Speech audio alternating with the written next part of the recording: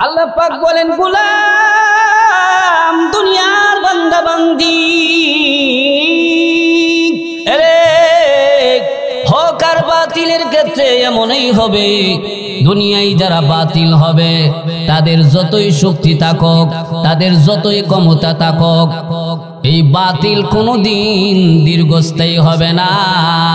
বাতিল একদিন ধ্বংস হয়ে যাবে, আর হক কোনোদিন ধ্বংস হবে না। হক অতীতেও ছিল, বর্তমানেও আছে, ভবিষ্যতেও থাকবে। কি বলেন, ঠিক না বেঠিক? এই জন্য আল্লাহর নবীর হাদিসের মধ্যে আসছে, ক্বালান নবী সাল্লাল্লাহু আলাইহি ওয়াসাল্লাম, লা তাযালু তাইফাতুন মিন উম্মতি মানসুরিনা আও যাহিরিনা আলাল হক লা ইয়াদুররুহুম মান খাযালাহুম। আল্লাহর নবী বলেন, উম্মত কিয়ামত পর্যন্ত এই দুনিয়াতে আমার উম্মতের একটা দল হকের উপরে থাকবে। পৃথিবীর কোন শক্তি, কোন পরাশক্তি এই হক দলকে হকের উপর থেকে সরাইতে পারবে না। এরে ভাই, আল্লাহর নবী রাহমাতুল লিল আলামিন এমনি ছেলে হারাইয়া বেতাই ব্যতীত, আবার এদের এই সব কথাবার্তা শুইনা নবীজি আরো খুব সাংঘাতিক ব্যতীত হইলেন। কি বলেন? কাউকে যদি আটকুরা বলে গালি দেওয়া হয়, সে কষ্ট পায় কি পায় না? কষ্ট পায়।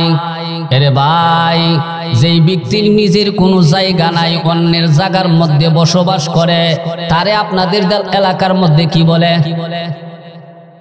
অনেক জায়গাত বলে বৈতল, আবার অনেক জায়গাত কো বাদাইম্যা, মানে নিজের জায়গাত থাকে না, অন্যের জায়গাত থাকলে কি গো?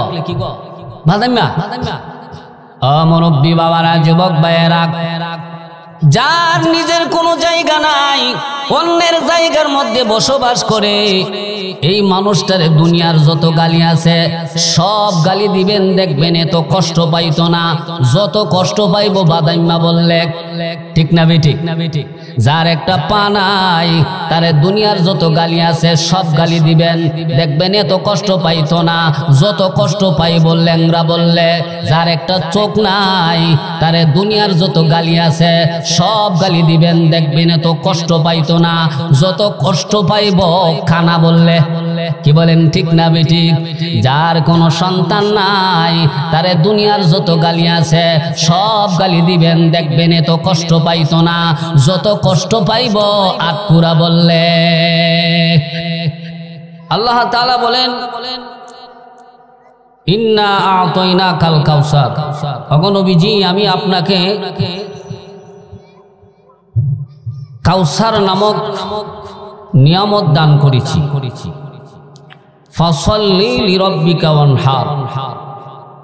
অতএব আপনি এই নিয়ামতের শুকর আদায় করুন, শুকরিয়াতান স্বরূপ আপনি নামাজ পড়ুন। ফাসাল্লি লিরাব্বিক, আপনি আপনার রবের জন্য নামাজ পড়ুন। ওয়ানহার, কুরবানি করুন। নামাজ হচ্ছে শারীরিক ইবাদত, আর ওয়ানহার হচ্ছে কুরবানি, আর্থিক ইবাদত। আল্লাহ তাআলা বলেন, আমি যে আপনার এই নিয়ামত দিছি, আপনি এই নিয়ামতের বদলা আমারে দিন। বদলাটা কি? আপনি আপনার জান দিয়া, আপনার শরীর দিয়ে আপনি ইবাদত করুন, নিয়ামতের শুকর আদায় করুন। ওয়ানহার, আমি যে আপনাকে সম্পদ দিয়েছি, এই সম্পদ আমার রাস্তা ব্যয় করুন।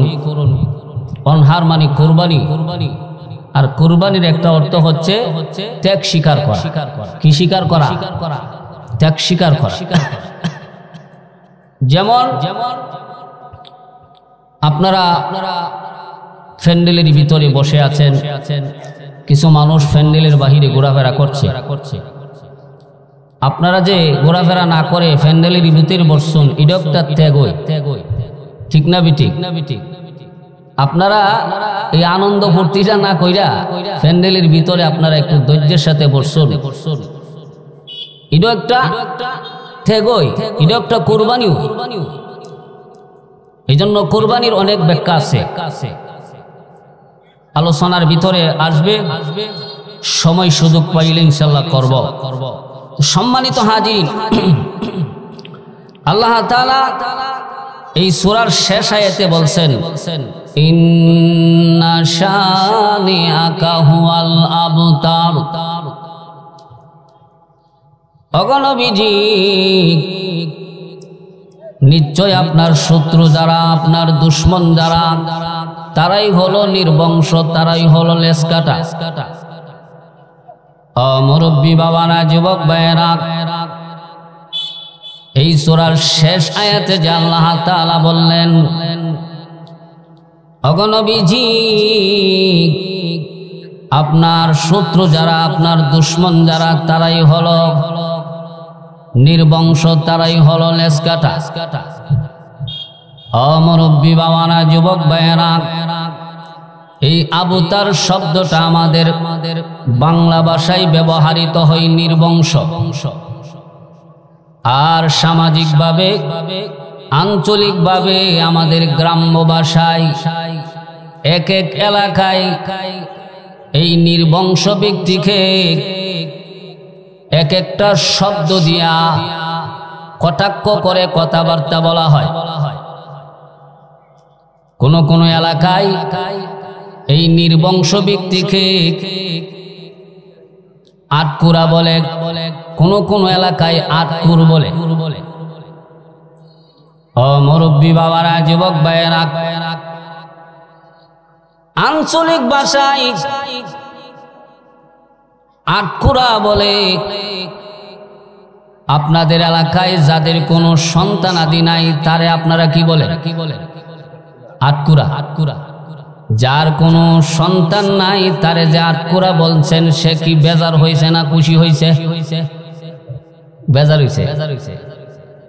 মুরব্বী বাবারা, যুবক ভাইয়েরা, আপনি যে তারে আটকুরা বলে গালি দিছেন, সে তো কষ্ট পাইছে। এই জন্য আল্লাহ সূরা বুরুজের এক আয়াতে বলেন ইন্নাল্লাযীনা ফাতানুল মুমিনিনা ওয়াল মুমিনাত। এরে ভাই, আল্লাহ পাক বলেন গোলাম,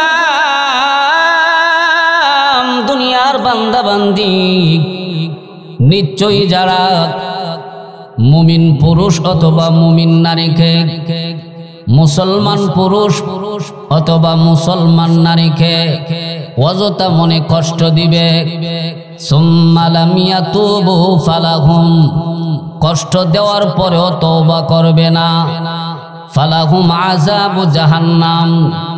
আল্লাহ পাক বলেন গোলাম, দুনিয়ার বান্দা বান্দি, আরে আমার বান্দা বান্দি, নিশ্চয়ই যারা মুমিন পুরুষ অথবা মুমিন নারীকে অযথা মনে কষ্ট দিবা, কষ্ট দেওয়ার পরে সুম্মা লাম ইয়াতুবু ফালাহুম, তওবা করবা না, ফালাহুম আযাবু জাহান্নাম। আল্লাহ পাক বলেন তোমাদের জন্য আমি জাহান্নামের আযাব রাখছি। নাউজুবিল্লাহ বলেন। ওয়ালাহুম আযাবুল হারিক। আল্লাহ পাক বলেন জ্বলন্ত আগুনে পুড়ে যাওয়া ভয়ানক শাস্তি তোমাদের জন্য রেখে দিয়েছি। তাইলে মুরব্বী বাবারা, যুবক ভাইয়েরা, এই সূরা বুরুজের আয়াত দ্বারা আমরা কি বুঝলাম? অযথা কোনো মানুষের মনে কষ্ট দেওয়া যাবে না। যাবে কি? যাবে না। আরে ভাই, তুমি আর আমি আজকে যার কোনো সন্তান নাই তারে আটকুরা বলে গালি দেই। সাবধান, সন্তান দেওয়া এবং না দেওয়া এটা কার ক্ষমতা? আল্লাহর ক্ষমতা। আল্লাহ তাআলা বলেন ইয়াখলুকু মা ইয়াশা। আল্লাহ পাক বলেন গোলাম, দুনিয়ার বান্দা বান্দি,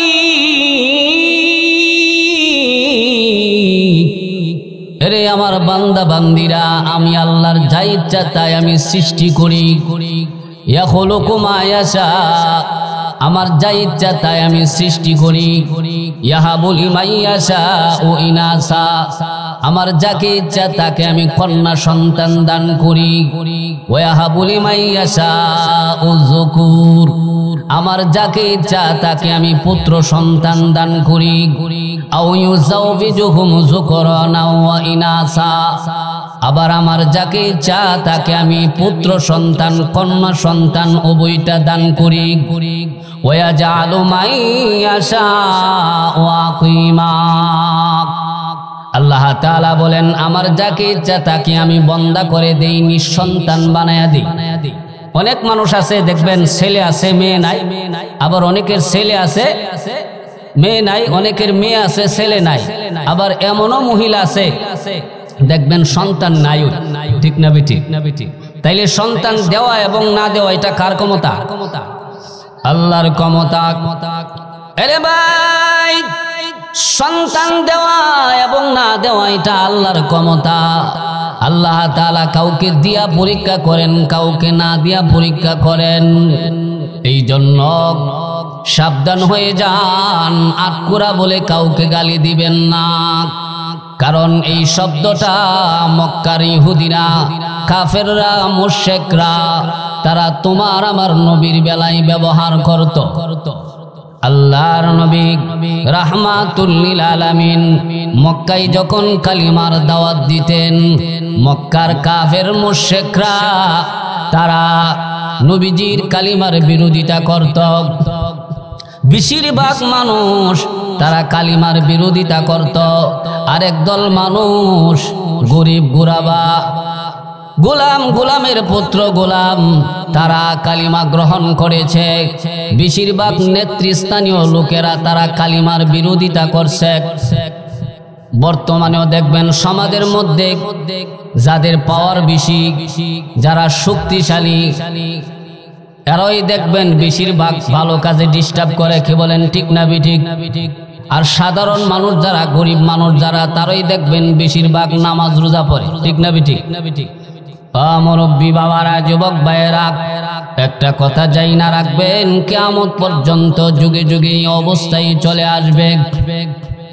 হক আর বাতিলের ক্ষেত্রে কিয়ামত পর্যন্ত এই অবস্থায় চলে আসবে। লক্ষ্য করলে দেখবেন যে হক আর বাতিলের ক্ষেত্রে লক্ষ্য করলে দেখবেন হক হয় দুর্বল আর বাতিল হয় খুব শক্তিশালী। ঠিক না বেঠিক? এটা আমরা স্বাভাবিকভাবে দেখি, বাহ্যিকভাবে দেখি, কিন্তু গভীরভাবে চিন্তা করলে পাওয়া যায় হক হলো চিরস্থায়ী আর বাতিল হলো ক্ষণস্থায়ী, বেশি দিন টিকে না। ঠিক না বেঠিক? যেমন আল্লামা আশরাফ আলী থানভী রাহমাতুল্লাহি আলাইহি উনি হক আর বাতিল বুঝাইতে গিয়ে একটা এক্সাম্পল দিয়েছে যে মুখের মধ্যে দাঁত আছে, জিহ্বাও আছে, আছে না নাই? দাঁত খুব শক্তিশালী আর জিহ্বা খুব দুর্বল। সারাটা জীবন জিহ্বা দাঁতের উপকার করে আসছে। দেখবেন নানুর বাড়ির গিয়া গোস্ত দিয়া খাবার খাইছেন, শ্বশুর বাড়ির গিয়া গোস্ত দিয়া খাবার খাইছেন, গোস্তের কিছু অংশ দাঁতের চিপাই চিপাই লেগে আছে। জিহ্বা জানে যে গোস্তের অংশগুলি এইগুলি পরিষ্কার করতে যাইলই দেখবেন জিহ্বারে দাঁতে কামড় দিব, এটা জিহ্বা জানে। এরপরও দেখবেন একটু পরে পরে গিয়া জিহ্বা ঠেলাই। কি বলেন ঠিক না বেঠিক? আর দাঁত এমন হারামজাদা দেখবেন সুযোগ পাইলে জিহ্বারে কামড় মারতে চাই। ঠিক না বেঠিক? মুরব্বী বাবারা, যুবক ভাইয়েরা, এই যে দাঁত, এই যে বাতিল সারাটা জীবন জিহ্বারে নির্যাতন করে আসছে, জিহ্বারে নির্যাতন করে আসছে। দেখবেন মৃত্যুর আগে এই দাঁত একদিন পরে পরে সাফ হয়ে যায়, আর জিহ্বা কোনোদিন পরে না, জিহ্বা দীর্ঘস্থায়ী হয়ে যায়। কি বলেন ঠিক না বেঠিক? আল্লাহ পাক বলেন, গোলাম, দুনিয়ার বান্দা বান্দি, হক আর বাতিলের ক্ষেত্রে এমনই হবে। দুনিয়ায় যারা বাতিল হবে তাদের যতই শক্তি থাকুক, তাদের যতই ক্ষমতা থাকুক, এই বাতিল কোনোদিন দীর্ঘস্থায়ী হবে না, বাতিল একদিন ধ্বংস হয়ে যাবে, আর হক কোনোদিন ধ্বংস হবে না। হক অতীতেও ছিল, বর্তমানেও আছে, ভবিষ্যতেও থাকবে। কি বলেন, ঠিক না বেঠিক? এই জন্য আল্লাহর নবীর হাদিসের মধ্যে আসছে, ক্বালান নবী সাল্লাল্লাহু আলাইহি ওয়াসাল্লাম, লা তাযালু তাইফাতুন মিন উম্মতি মানসুরিনা আও যাহিরিনা আলাল হক লা ইয়াদুররুহুম মান খাযালাহুম। আল্লাহর নবী বলেন, উম্মত কিয়ামত পর্যন্ত এই দুনিয়াতে আমার উম্মতের একটা দল হকের উপরে থাকবে। পৃথিবীর কোন শক্তি, কোন পরাশক্তি এই হক দলকে হকের উপর থেকে সরাইতে পারবে না, তাদেরকে কোনোদিন ধ্বংস করতে পারবে না।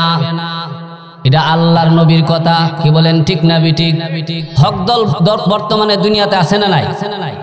একটু জিকির করেন, লা ইলাহা লা ইলাহা।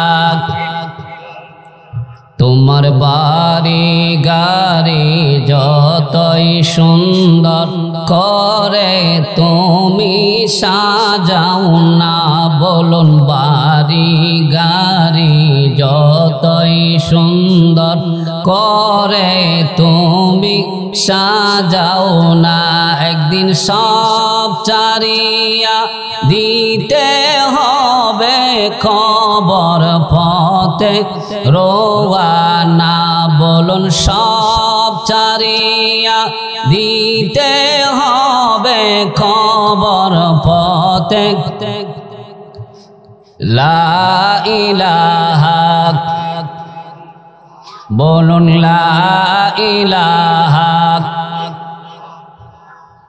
লা ইলাহা ইল্লাল্লাহু মুহাম্মাদুর রাসূলুল্লাহ সাল্লাল্লাহু আলাইহি ওয়াসাল্লাম।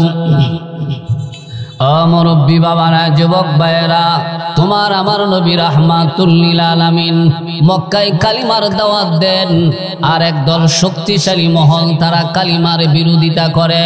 যতই দিন যায় কালিমারওয়ালার দল বড় হয়ে যায়, কালিমাওয়ালার দল বাড়ি হয়ে যায়। লম্বা ইতিহাস, চতুর্মুখী বেড়াজাল দিল, কিন্তু কোনো লাভ হইল না। দিন দিন আল্লাহ তাআলা কালিমার পতাকা বড় করে দিন, আর মানুষ আইসা কালিমার পতাকার নিচে আশ্রয় নেই। কারণ কালিমার দল বড় করবার মালিককে। এক সময় তো এই দলটা মুসলমানের দল ছোট ছিল। কি বলেন, ঠিক না বেঠিক?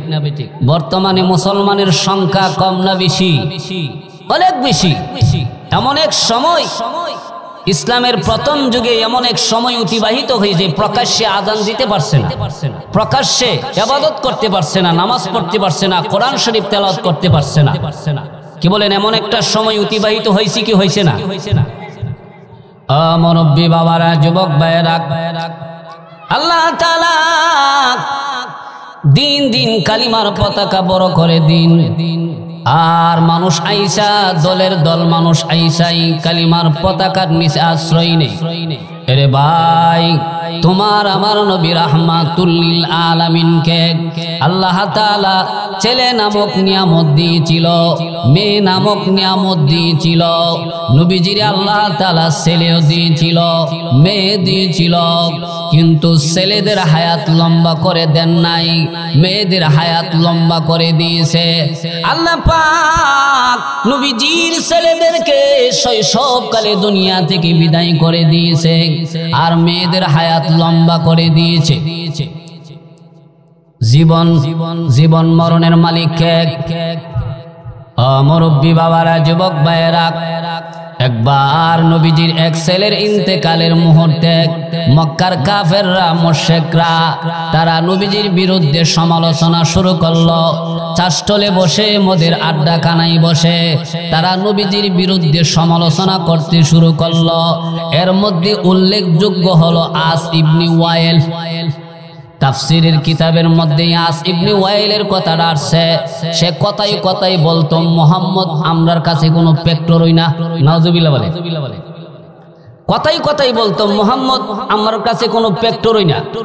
এমন কথা যদি বলে তাইলে সম্মান দেওয়া হয় নাকি অসম্মানী করা হয়? অসম্মানী করা হয়। সে সব সময় কথা বলতো, নবীজিকে অসম্মান করত, নবীজির মনে কষ্ট দিয়া কথা বলতো। রে ভাই, আল্লাহর নবী রাহমাতুল লিল আলামিন, এমনি তুই আল্লাহ পাক নবীজিকে ছেলে দিয়েছিল, আবার ছেলে নিয়ে গেছে। নবীজির মনে কষ্ট। নবীজি যদিও আল্লাহর পয়গাম্বর, কিন্তু উনারও তো একটা মন আছে না নাই? মানবীয় গুণাবলী উনার মধ্যে আছে না নাই? এরে ভাই, মানুষকে সুখে হাসায়, দুঃখে কান্দায়। একজন বাবার কোলে যদি একটা সন্তান আসে, আর এই সন্তান বাবার কোলে ওইটা বাবার চেহারার দিকে তাকায়া যদি হাসি মারে, এই সন্তানের প্রতি বাবার মায়া মহব্বত কমে না বাড়ে? 2 বছর বয়সের সন্তান, নবীজির 2 বছর বয়সের সন্তান, নবীজি নিয়া তারে হাঁটতো, নবীজি না তারে কোলে নিয়া হাঁটতো, কত আদর করত, কত মহব্বত করত। এমন সন্তান দুনিয়াতে আল্লাহ তাআলা দিয়া আবার নিয়া গেছে। নবীজির মনে কষ্ট। নবীজি এই সন্তানের মহব্বতে নবীজি কান্না করা শুরু করলেন। কে বলেন, সন্তানের প্রতি মায়া মহব্বত আছে না নাই? প্রয়োজনে নিজে না খেয়ে সন্তানরে খাবার খাওয়ায়, ঠিক না বেঠিক? নিজে ভালো জামা পরে না, কিন্তু সন্তানরে ভালো জামা পরাই, দামি দামি জামা পরাই। আল্লাহর নবী রাহমাতুল লিল আলামিন, নবীজি সন্তানের মায়ায় মহব্বতে পড়ে কান্নাকাটি করা যখন শুরু করল, এই খবর মক্কার আশেপাশে চতুর্দিক দিয়ে ছড়ায়া গেল। এর মধ্যে আস ইবনে ওয়াইল তার অনুসারীরা তারা বলতে শুরু করলো, মুহাম্মদ রে নিয়ে আমরার কোনো টেনশন নাই, মুহাম্মদ রে নিয়ে আমরার কোনো চিন্তা নাই। কারণ হলো মুহাম্মদের শুধু মেয়ে আছে, ছেলে নাই। মুহাম্মদের কি আছে? শুধু মেয়ে আছে, কন্যা সন্তান আছে, কিন্তু ছেলে নাই। মুরব্বী বাবারা, যুবক ভাইয়েরা, মক্কার একটা রেওয়াজ ছিল, একটা রীতি ছিল, যার শুধু মেয়ে সন্তান আছে, ছেলে নাই, তারে মক্কার মানুষ আবতার কইত। আবতার মানে আরবি শব্দ, তার বাংলা হচ্ছে নির্বংশ, আঞ্চলিক ভাষা হচ্ছে আটকুরা। আঞ্চলিক ভাষা কি? আটকুরা। তারা বলতো মুহাম্মদ রে নিয়ে আমরার কোনো টেনশন নাই, কারণ মুহাম্মদের শুধু মেয়ে আছে, ছেলে নাই। অতএব মুহাম্মদ আবতার, মুহাম্মদ নির্বংশ, মুহাম্মদ আটকোরা। আরে ভাই, তাদের এই রেওয়াজ অনুযায়ী, সংজ্ঞা অনুযায়ী আল্লাহর নবী আটকোরা না। বলে কেন? কারণ আল্লাহ তো নবীর ছেলেও দিয়েছে, মেয়েও দিয়া দিয়েছে। কি বলেন, ঠিক না বেঠিক? হেরার কত হইল, যার শুধু মেয়ে আছে, ছেলে নাই, কিন্তু আল্লাহ তো নবীর ছেলে দিছে কিনা? তাইলে তাদের কথা অনুযায়ী, তাদের সংজ্ঞা অনুযায়ী আমরা নবী আটকোরা না। নবীজি আটকোরা না, তারপরে বলে কেন? বলেই রইল মনের জ্বালা। এটা কিসের জ্বালা? মনের একটা জ্বালা আছে না? আরে ভাই, প্রতিপক্ষের উন্নতি আরেকজনের কাছে দেখবেন ভালো লাগে না। কেউ যদি শুনে শত্রুর ছেলে ইন্টারমিডিয়েট পাস করছে, সে বলবে বিয়ে ভর্তি হইতে পারবে না, বিয়ে ভর্তি হইয়া পাশও করছে। সে বলে উচ্চ শিক্ষিত হইলে কি হবে, কিন্তু চাকরি পাইতো না, চাকরিও পাইছে। বলে চাকরি পাইলে কি হবে, বেতন পাইতো না। কি বলেন, চাকরি যদি কেউ পায়, বেতন পানা, বেতন পায়, তাইলে বলে কেন? বলে দিল মনের জ্বালা। আরে ভাই, নবীজি আল্লাহর নবী রাহমাতুল লিল আলামিনের শুধু সুনাম আর সুনাম, চতুর্দিক দা নবীজির সুনাম, নবীজির সম্মান, নবীজির মান ইজ্জত আল্লাহ বাড়াইয়া দিছে। চতুর্দিক দিয়ে শুধু নবীজির সুনাম আসতেছে। তখন তারা এইগুলি দেখা, এইগুলি শুই না, তারার কাছে আর ভালো লাগে না, হিংসা লাগে। এই জন্য মনের জ্বালা তারা নবীরা আবু তারক, নাউজুবিল্লাহ বলেন। মুরব্বী বাবারা, যুবক ভাইয়েরা, সামাজিক ভাবে দেখবেন যে কোনো ব্যক্তির যদি ছেলে সন্তান থাকে আর উনি দুনিয়া থেকে বিদায় হয়ে যায়, তখন এই ছেলের উসিল্লা সমাজে তার বাবার নামটা জিন্দা থাকে। কি বলেন, ঠিক না বেঠিক? কারণ সমাজের সব কাজ কামে সে শামিল থাকে। মসজিদও চান্দা দেয়, মাদ্রাসাতেও চান্দা দেয়, ওয়াজ মাহফিলও চান্দা দেয়, তাফসির মাহফিলও চান্দা দেয়। সমাজে যত ভালো কাজ হয় সব ভালো কাজে সে টাকা কম হোক বেশি হোক দিয়া শরীক থাকে, শামিল থাকে। এমন ছেলে সমাজও আছে না নাই? তখন দেখবেন লোকেরা বলতে থাকে এটা অমুকের ছেলে, অমুকের নাতি। তখন এই ছেলের দ্বারা তার বংশের নাম, তার বাপ দাদার নাম সমাজে জিন্দা থাকে। কি বলেন, ঠিক না বেঠিক? মক্কার কাফেরগুলি তারও বলতেছে মুহাম্মদের যেহেতু শুধু মেয়ে আছে, ছেলে নাই, অতএব তার নাম নিবার মতো দুনিয়াতে কেউ থাকবে না। মুহাম্মদ যেই দিন দুনিয়া থেকে বিদায় হয়ে যাবে ওই দিন তার নাম নেওয়ার মতো কোনো মানুষ থাকবে না, তার নাম থাকবে না, তার বিটাতে কোনো বাতি জ্বলবে না। নাউজুবিল্লাহ বলেন। মুরব্বী বাবারা, যুবক ভাইয়েরা, তারা বলতেছে মুহাম্মদ যেই দিন দুনিয়াতে থাকবে না ওই দিন তার অনুসারীদেরকে খুঁজে পাওয়া যাইতো না, তার অনুসারীরও থাকবে না। এই কাফেরগুলি তারা যখন এই জাতীয় কথাবার্তা বলতে শুরু করলো, এরে ভাই, আল্লাহর নবী রাহমাতুল লিল আলামিন এমনি ছেলে হারাইয়া বেতাই ব্যতীত। আবার এদের এই সব কথাবার্তা শুইনা নবীজি আরো খুব সাংঘাতিক ব্যতীত হইলেন। কি বলেন, কাউকে যদি আটকুরা বলে গালি দেওয়া হয় সে কষ্ট পায় কি পায় না? কষ্ট পায়। এরে ভাই, যেই ব্যক্তির নিজের কোনো জায়গা নাই, অন্যের জায়গার মধ্যে বসবাস করে, তারে আপনাদের এলাকার মধ্যে কি বলে? অনেক জায়গাত বলে বৈতল, আবার অনেক জায়গাত কো বাদাইম্যা, মানে নিজের জায়গাত থাকে না, অন্যের জায়গাত থাকলে কি গো? বাদাইম্যা।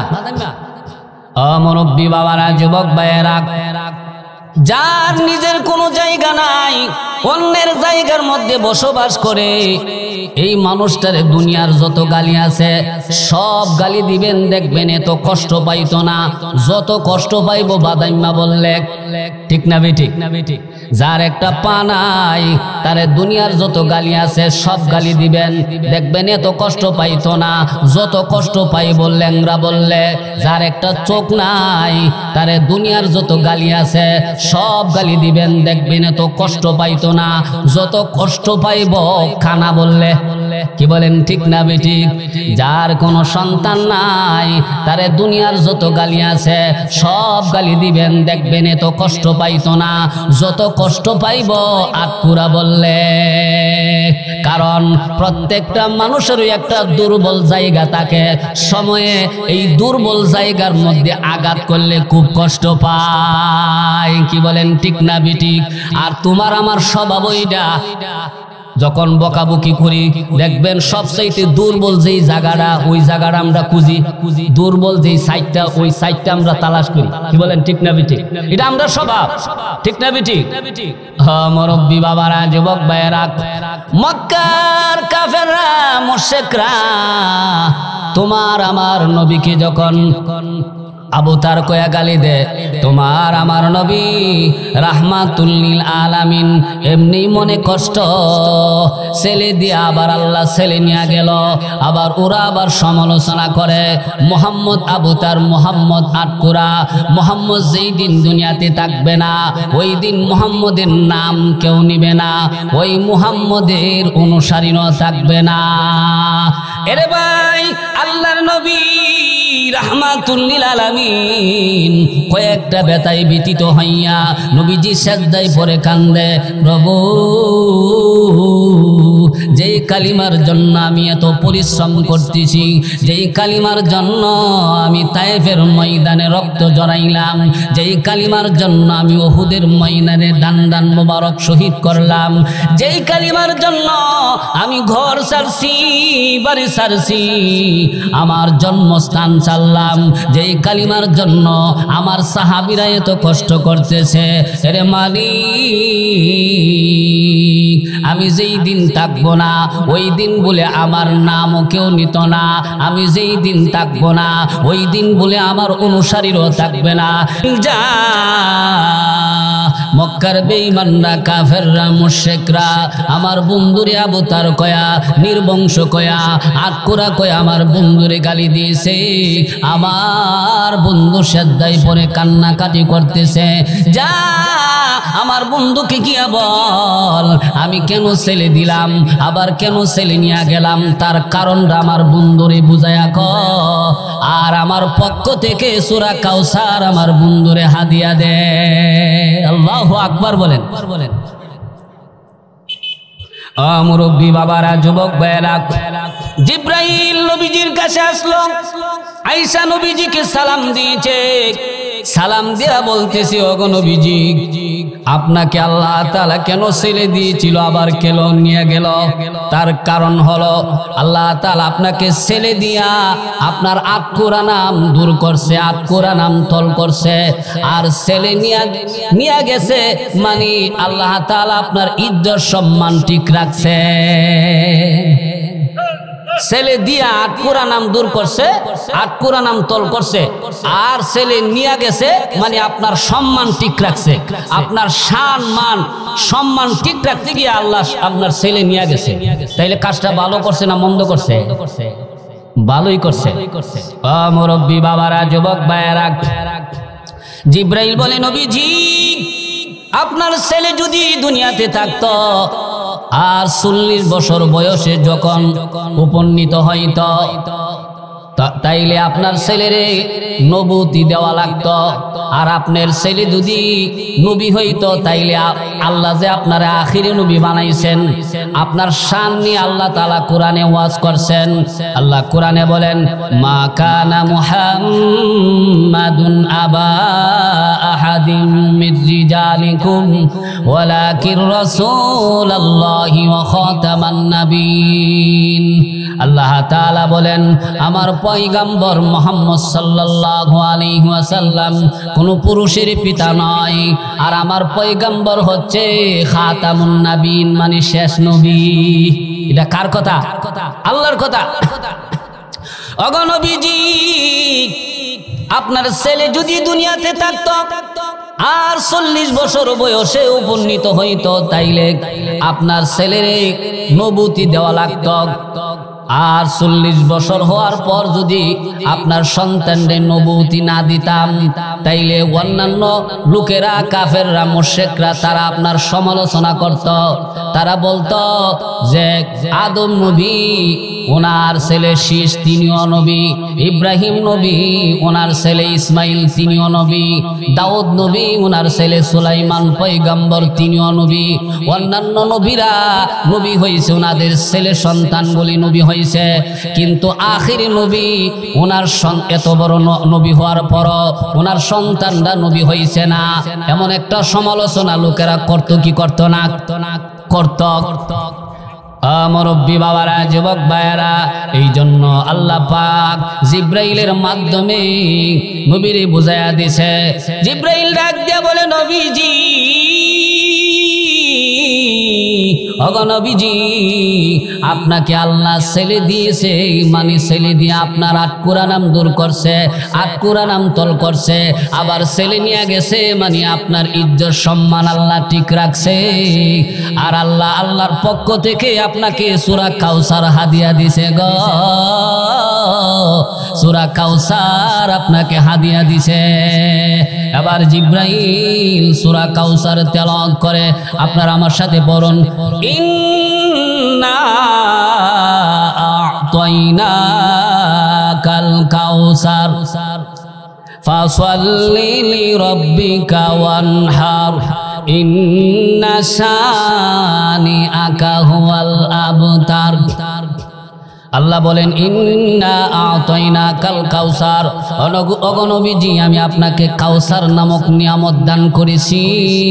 ফাসাল্লি লিরাব্বিকা ওয়ানহার, অতএব এই নিয়ামতের শুকর আপনি আদায় করুন, আপনি নামাজ আদায় করুন, আপনি কুরবানি দেন।